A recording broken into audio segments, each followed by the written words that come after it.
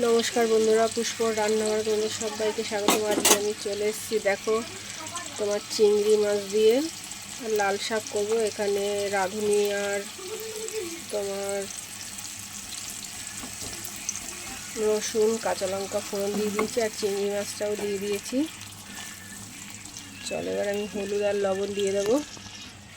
চলো দেখো, হলুদ আর লবণ দিয়ে দিয়েছি। আমি হলুদ বেশি দেবো না, আর এখানে শাকটা কেটে ধুয়ে নিয়েছি। চলো এবার আমি একটু নাড়াচাড়া করে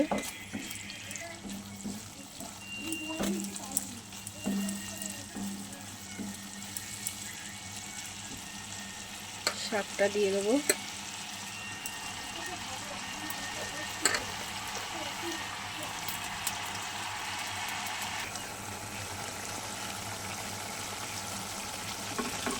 দেখো বন্ধুরা, লাল শাকের চিংড়ি মাছ দিয়ে ঘন্ট প্রায় হয়ে এসছে। চলো এবার আমি নামিয়ে নেব।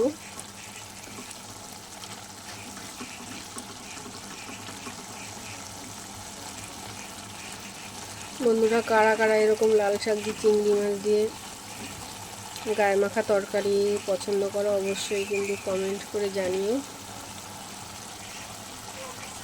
চলো এবার নামিয়ে নিই। দেখো বন্ধুরা, আমার চিংড়ি মাছের লাল শাকের তরকারি একদম রেডি হয়ে গেছে। কেমন হয়েছে অবশ্যই কিন্তু তোমরা কমেন্ট করে জানাবে।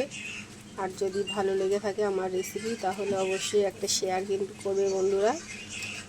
চলো তোমরা সবাই ভালো থেকো। আজকের মতো রাখি বন্ধুরা, দেখা হবে নতুন কোনো ভিডিও নিয়ে আগামীকাল। টাটা।